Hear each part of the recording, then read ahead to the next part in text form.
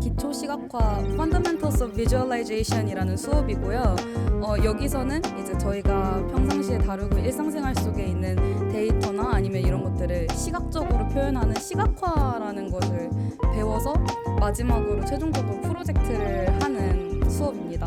많이 사용했던 데이터들이 어떻게 사람한테 중요하게 다가오는지, 색채가 얼마나 중요한지 그런 것들이 이제 중요한 지표로 작용하려면 어떻게 돼야 되는지들을 배울 수 있고 평상시 다른 수업에서 겪어볼 수 없는 기말 발표 프로젝트를 통해서 이런 발표 세션을 가져서 연습할 수 있는 점이 되게 좋습니다. And the importance of a project is that usually when it comes to environmental maps, they're 2D, and it's quite sometimes really hard to see how water quality parameters are shown. For example, the pH or the conductivity parameters.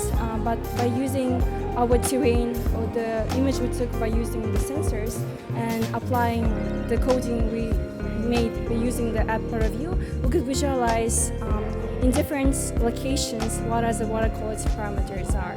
And I think this is one step we can improve the visualization, and we can help environmentalists to show which areas, for example, of the pond or the river require attention, for example, and which areas are polluted.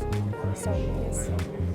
Hello, good afternoon. My name is Brian J. Dorial, and today I welcome you to the first inaugural event of Visual Enabled Computing Lab Open House Showcase.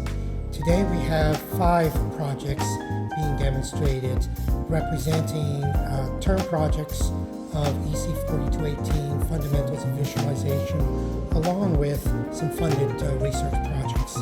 Our lab specializes in visualization, and so all of these projects are human-oriented visual information presentations. Thank you and welcome again.